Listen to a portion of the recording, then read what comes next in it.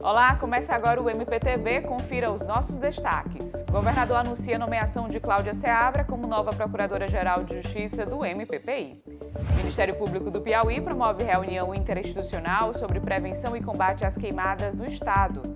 Após incentivo do MPPI, todos os 224 municípios piauienses aderem ao selo Unicef, que visa promover direitos de crianças e adolescentes. Vítimas de violência doméstica com medidas protetivas de urgência recebem acompanhamento do MPPI após implantação do projeto Mulheres Informadas. Apadrinhamento afetivo é tema da nossa entrevista especial com a promotora corregedora auxiliar Ana Isabel Dias. Essas e outras informações você confere a partir de agora.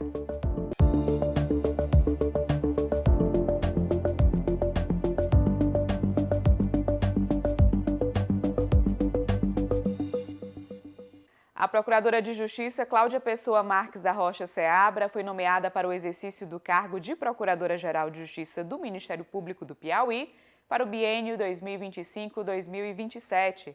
O anúncio foi feito pelo governador do Piauí, Rafael Fonteles. Cláudia Seabra foi a candidata mais votada para a formação da lista tríplice, com 135 votos, em eleição realizada entre os membros do Ministério Público do Piauí. Dentre os 5 membros que se destacaram, as 3 mais votadas, Cláudia Seabra, Evrângela Barros e Ana Isabel Dias, compuseram uma lista que foi encaminhada ao chefe do Poder Executivo para a escolha, conforme determina a Lei Orgânica do Ministério Público. O Ministério Público promove reunião interinstitucional para tratar sobre prevenção e combate às queimadas e incêndios florestais. No período conhecido como BR-Obró, o Piauí enfrenta temperaturas elevadas e longos meses de estiagem.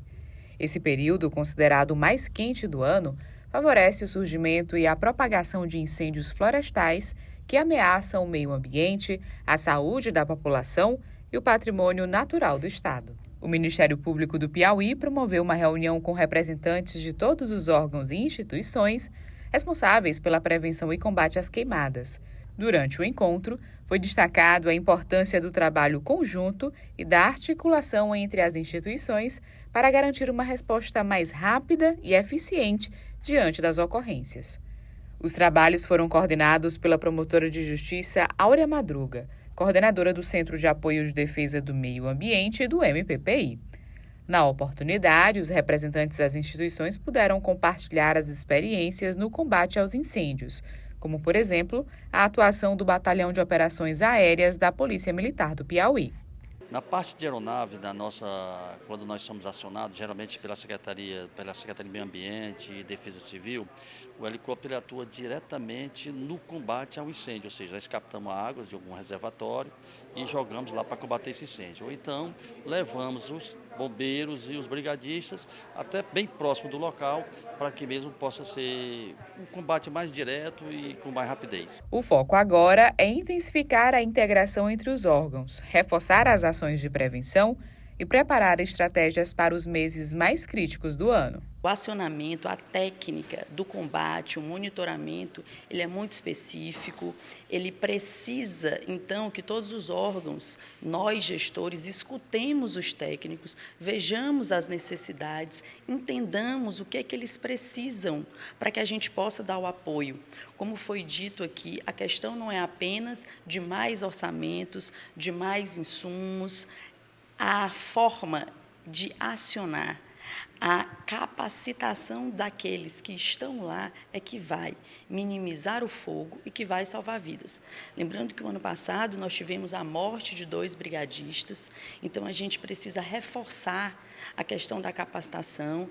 No âmbito federal, o Previfogo do IBAMA, a gente está à disposição. Nós fizemos capacitações de brigadas estaduais, de brigadas municipais, mas é importante que todos os gestores se apropriem de tudo isso, façam a escuta da sua equipe técnica e entendam como melhor destinar esses recursos e como melhor ampliar essa rede de multiplicadores e capacitar os seus brigadistas para que a gente possa, no momento, do combate atuar. O Parque Nacional de Sete Cidades, hoje, no estado do Piauí, ele é modelo em manejo integrado do fogo, né? Hoje existe uma política pública, uma lei federal do ano passado, 2024, que foi publicada, que estabelece o manejo integrado do fogo.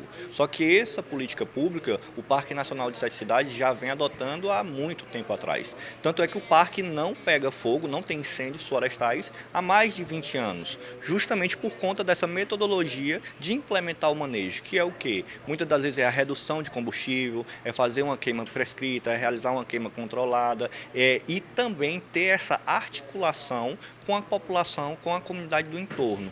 Em especial, os agricultores, que são eles os principais brigadistas que nós temos. São eles que nos apoiam, são eles que nos ajudam a evitar que esses incêndios se proliferem na região e que adentrem ali para dentro do Parque Nacional de Sete Cidades. Um outro ponto abordado na reunião foi sobre a necessidade de conscientização da sociedade civil sobre o manejo do fogo.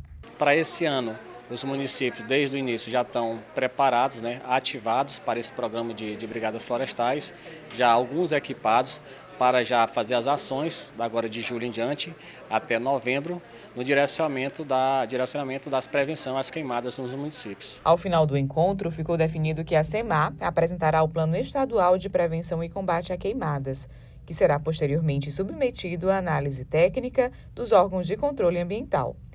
O Corpo de Bombeiros Militar do Piauí será oficiado para que instale e dê início às atividades ainda neste ano, do Comitê Estadual de Prevenção e Combate a Incêndios Florestais.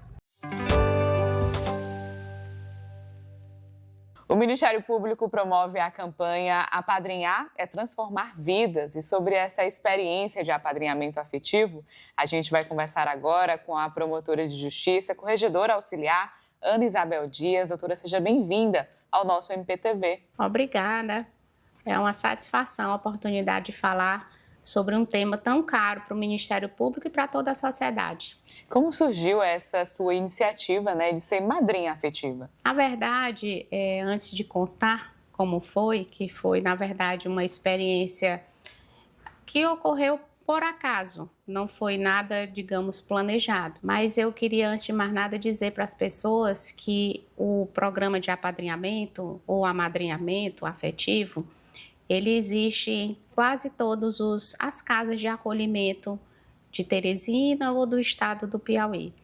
E em linhas bem fáceis para que as pessoas entendam, trata-se de um programa em que possibilita qualquer pessoa a conviver com crianças que estão acolhidas, crianças essas muitas vezes vítimas de negligência ou de maus tratos, que precisam ser acolhidas pelo Estado. E o amadrinhar ou apadrinhar é isso, é esse programa que possibilita que todas essas pessoas, as pessoas que assim desejarem, possam contribuir para o desenvolvimento dessas crianças enquanto elas estão dentro do acolhimento.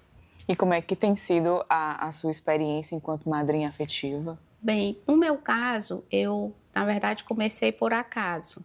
Já em 2017, já vão aí 8 anos. Em outubro desse ano, eu fui com meu esposo visitar um desses acolhimentos e nós fomos levar um mágico. E levamos, e lá me chamou a atenção uma criança. Me lembro até hoje, ele era uma criança que ele tinha uns 4 anos e estava dando a sopa da irmãzinha de 2. E aquilo me chamou a atenção, fiquei realmente com os olhos daquela criança na minha mente. Em novembro, um mês depois, eu fui escalada para fazer as audiências da infância. E para minha surpresa, quando eu abri o caderno do processo, eram os olhinhos dele que estavam lá, Eu disse, olha, aquela mesma criança. Para ir mais além nas coincidências, uma das pessoas que nós ouvimos na audiência naquele dia foi uma ex-aluna minha, que era madrinha afetiva dessas crianças, e pronto, ela me explicou um pouco sobre como era e passou. E aí, em dezembro, essa pessoa me ligou, perguntando se eu queria dividir o apadrinhamento com ela, porque ela já estava meio sem tempo e eram 3 crianças. E aí essa minha aventura começou. Eu fui lá no abrigo, peguei 3 crianças, né? E no Natal de 2017 para 2018 já estava com elas em casa, sem saber trocar fralda, porque eram 3 irmãos. Um de 4, uma de 2 e uma de menos de 1 ano. E foi uma festa esse ano lá em casa. E de lá para cá eu não larguei mais. Aí depois eu fiquei só com ele, que era o mais velho. Nós passamos mais de 1 ano com ele e hoje ele é adotado, né? Os pais dele adotaram os 3 irmãos, são 2 pais que residem hoje na cidade de São Paulo. E aí foi só o primeiro. Depois vieram outros e outros e outros. E sempre assim, a madrinha, ela é aquela pessoa que vai ajudar nesse processo enquanto a criança está acolhida para a segurança dela e vai ajudar nesse processo de desenvolvimento dessa criança, vai ajudar no processo de melhoria da conexão dela e dos relacionamentos dela com os adultos, porque geralmente, como eu disse, são crianças que vêm de negligência, são crianças que vêm de maus tratos, não são crianças perigosas, não são crianças difíceis, são apenas crianças. E da mesma forma como todos nós, eles precisam de convivência familiar, eles precisam entender que uma família, como é uma família saudável, eles precisam ter oportunidade de lazer, de convivência social, comunitária. E é isso que a madrinha faz. Muitas pessoas me perguntam assim, mas você não se apega? Lógico, eu me apeguei a todos. Eu tenho hoje contato, inclusive, com as famílias adotivas, já fui nas casas deles. Mas é aquele apego que a gente realmente fica feliz quando o processo é exitoso e eles conseguem ou voltar para a família biológica ou serem adotados, né? É esse tipo de apego. Mas não o apego de querer ser a mãe deles, né? Até porque o processo de apadrinhamento é diferente do processo de adoção, não é isso, completamente diferente. Como é que funciona, por exemplo, esses encontros, né? Eles vão passar por períodos na sua casa? Como é que funciona todo esse processo? Na verdade, quem pretende ser madrinha ou padrinho afetivo tem que buscar inicialmente uma casa dessas. No meu caso é a Casa Reencontro, que fica na Morada do Sol, e se habilitar. Como é esse processo? É difícil? Não, é fácil. Precisa ter uma boa condição social, precisa ter dinheiro para ser madrinha ou padrinho? Não, qualquer pessoa pode ser. Basta você comparecer a uma dessas casas, dizer que tem a intenção. Existe toda uma equipe técnica formada por assistentes sociais, psicólogos, que vão lhe receber, vão explicar os objetivos e como se dá o planejamento, né, de todo o programa de apadrinhamento. E lá vão lhe pedir documentos normais, certo? Vão fazer uma visita na casa do pretenso padrinho ou madrinha e pronto, ok. E aí, como é o dia a dia? Na verdade, o padrinho e a madrinha faz a agenda. Não existe nenhuma obrigação de fazer isso ou aquilo. Geralmente, no meu caso, acontece como? Eu faço a minha agenda, toda semana eles perguntam qual é a madrinha ou o padrinho que vai estar disponível para sair com a criança, né? Você pode ir uma vez por semana, você pode ir de 15 em 15 dias, né? Vai criando aquele afeto, vai criando aquela ligação mesmo, né, com a criança. É um processo, né?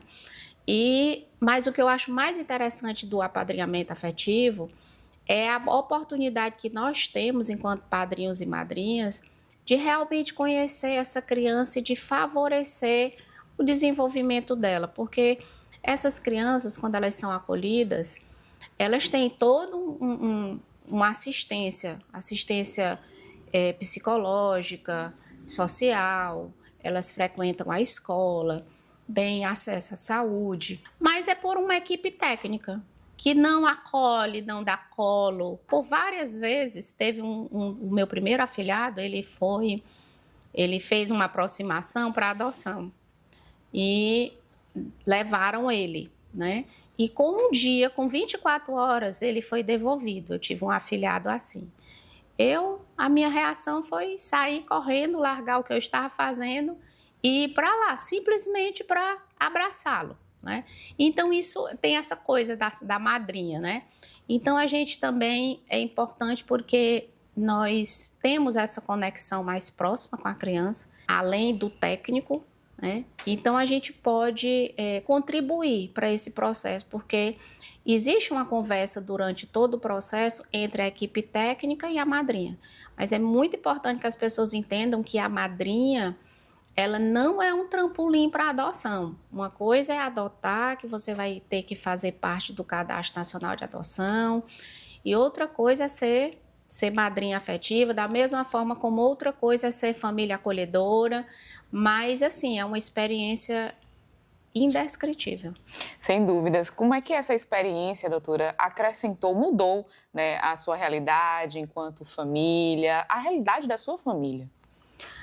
Bem, essa experiência me modificou porque, primeiro, que eu não sabia, não conhecia, como eu disse, foi ao acaso.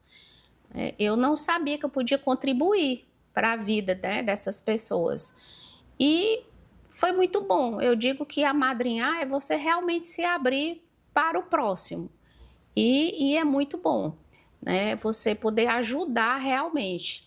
E outra coisa que me modificou foi ver o quanto que essas crianças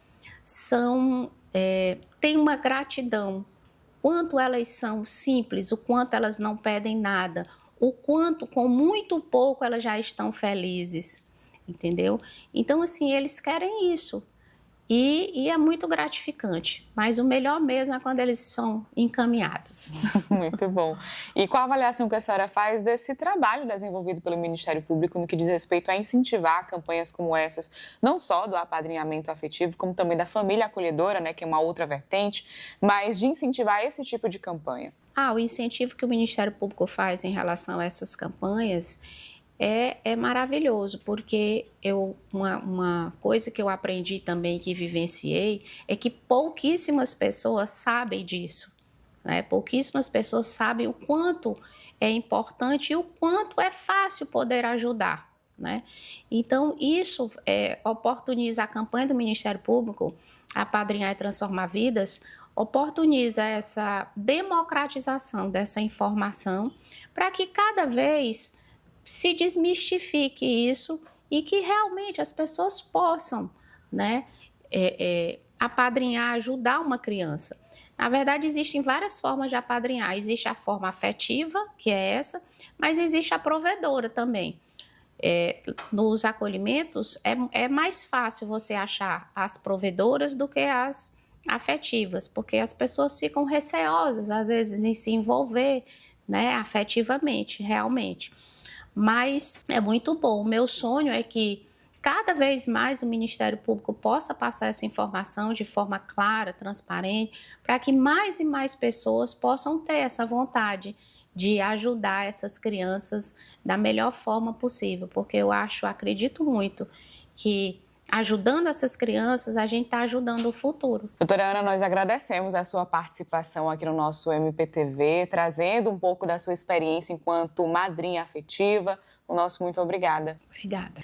E agora, no MPTV, você confere essa matéria especial sobre a campanha Apadrinhar é Transformar Vidas. Previsto no Estatuto da Criança e do Adolescente, o apadrinhamento afetivo deve criar vínculos externos de convivência familiar e comunitária para as crianças que vivem nos abrigos de acolhimento provisório. O apadrinhamento é um momento em que a pessoa se dispõe a ajudar a criança ou adolescente que está institucionalizado, seja financeiramente, seja afetivamente, fazendo com que essa criança e adolescente tenha acesso à sociedade de uma forma geral, ao mundo exterior, à instituição de acolhimento, enquanto ele se encontra naquele momento de tentativa de reinserção para a família nuclear ou um caminho abreviado para a adoção.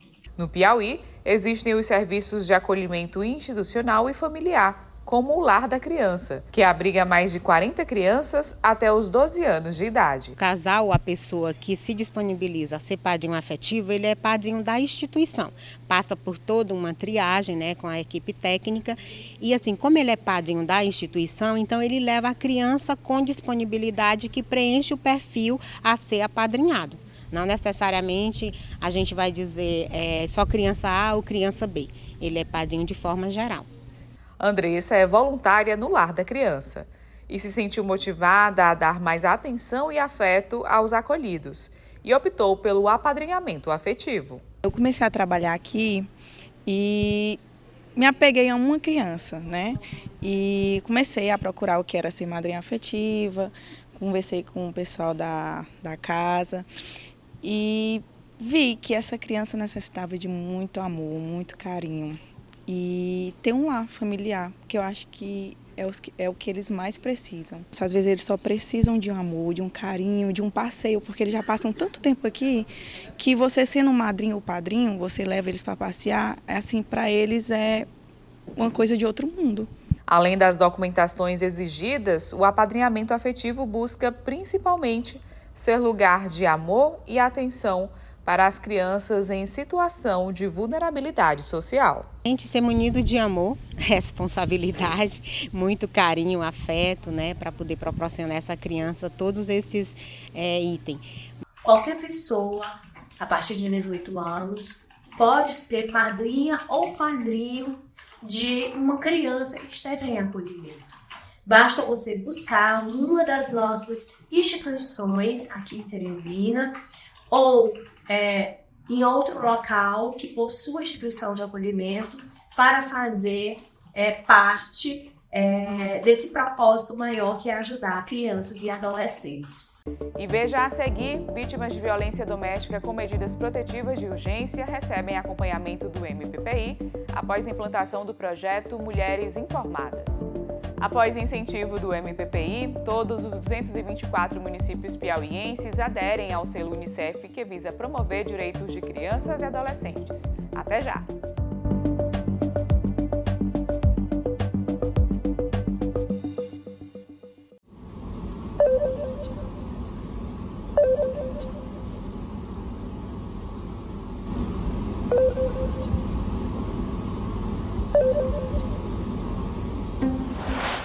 A Arapuca tá armada para você cair. Números estranhos pedindo transferências ou os seus dados. Tome cuidado. É golpe. Ligue 127 e denuncie crimes virtuais. Apoio Ministério Público do Piauí. Aí, Maria, foi promovida, parabéns. Aê! Vai acumular umas funções, mas você consegue. Não, dá conta sim. Cargo de chefia vai coordenar tudo. Super tranquilo. Você vai conseguir, Maria. Gente, eu vou ali rapidinho e já volto.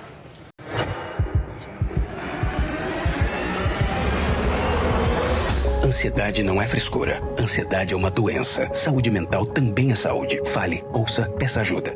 Apoio Ministério Público do Piauí.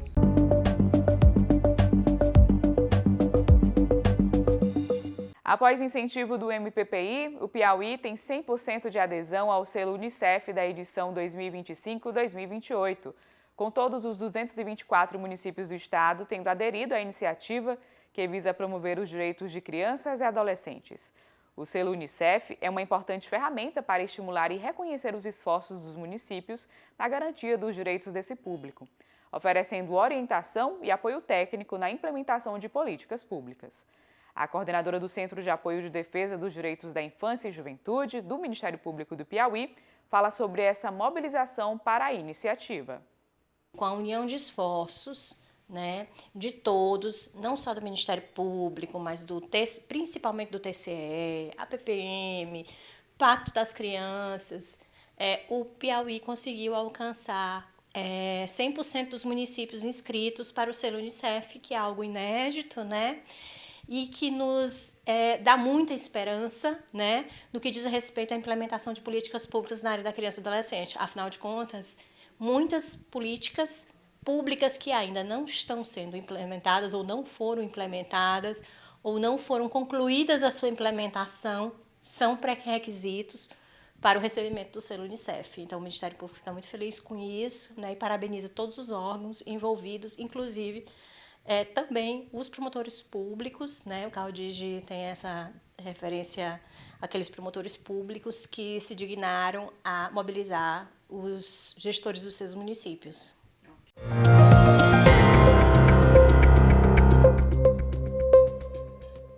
Olá, começa agora mais um giro de notícias do MPPI. Vamos aos destaques da semana. A 32ª Promotoria de Justiça de Parnaíba tem desenvolvido ações relativas ao projeto Mulheres Informadas, com o objetivo de garantir que vítimas de violência doméstica e com medidas protetivas de urgência recebam informações claras, orientação jurídica e acessível e acompanhamento durante o andamento processual. O MPPI é intimado sobre a concessão da medida protetiva e a equipe realiza o contato com a vítima para orientações detalhadas. O projeto ele nasceu de uma prática muito simples e bem resolutiva, porque eu percebi que quando o Ministério Público ele era intimado sobre as medidas protetivas de urgência, algumas mulheres não tinham sido intimadas, porque elas não foram encontradas pelo oficial de justiça. Algumas delas mudavam de endereço até para se esconder do agressor. Então eu passei a fazer uma busca ativa pelo endereço, pelo contato da vítima, para poder fazer essa comunicação e orientação. Acontece que eu fui percebendo que muitas não tinham informação de o que sequer era medida protetiva. Elas não tinham informações básicas sobre elas. Então, para dar uma maior efetividade, eu passei a ligar não só para as vítimas que não tinham sido intimadas, mas para todas as vítimas que tinham uma medida protetiva de urgência. E aí eu passei a fazer o comunicado e também a orientação sobre o que elas precisavam fazer no caso de mudar de endereço, no caso de o agressor voltar a procurar a vítima, ou até mesmo caso ela quisesse revogar a medida protetiva. É um canal aberto de diálogo por meio de WhatsApp ou pessoalmente. De outubro de 2024 até a presente data, 354 mulheres foram atendidas no Mulheres Informadas da 32ª Promotoria de Justiça de Teresina. A promotora de justiça Denise Aguiar representou o MPPI no evento Superdotação, Educação, Direito e Saúde Mental. O encontro foi organizado pela especialista em superdotação e altas habilidades, Paula Moreira, com o objetivo de chamar a atenção para a necessidade de políticas públicas voltadas à inclusão educacional e à saúde mental de estudantes com altas habilidades. A programação do evento contou com 4 palestras que abordaram temas como educação especializada, elaboração de planos individuais de ensino, adaptações curriculares, aceleração da aprendizagem e a importância da atenção à saúde mental dos estudantes com altas habilidades. Os promotores de justiça Fabrícia Barbosa e Carlos Rogério Bezerra e o servidor do MPPI Francisco Mariano Araújo também participaram do evento. A Promotoria de Justiça de Caracol expediu recomendação ao prefeito, secretários municipais e ao presidente da Câmara e aos vereadores de Guaribas, orientando sobre a prática de nepotismo nos poderes executivo e legislativo locais. A recomendação foi assinada pelo promotor de justiça José Marques Neto. Dentre as recomendações, o documento orienta que os agentes políticos se abstenham de manter, admitir, contratar ou credenciar servidores com os quais possuam qualquer grau de parentesco para funções comissionadas, temporárias ou contratações esporádicas. E o Giro de Notícias do MPPI fica por aqui. Até a próxima semana.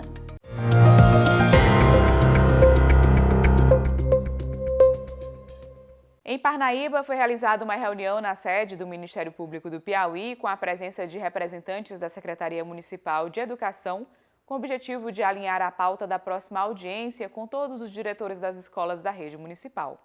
Durante o encontro, o promotor Rússel Cavalcante destacou a atuação da promotoria em campanhas voltadas para a criação de um protocolo de prevenção à violência no ambiente escolar, em consonância com as determinações da legislação vigente. Nós estivemos com vários representantes da Secretaria Municipal de Educação, dentre eles o coordenador da equipe multiprofissional da Secretaria, o senhor Francisco Assis dos Santos Souza, que trouxe vários outros membros, a gerente de ensino fundamental, a responsável pela Política Nacional de Equidade, Educação para Relações Étnico-Raciais e Educação Escolar Quilombola, o assessor jurídico. Então, foi uma reunião bastante produtiva.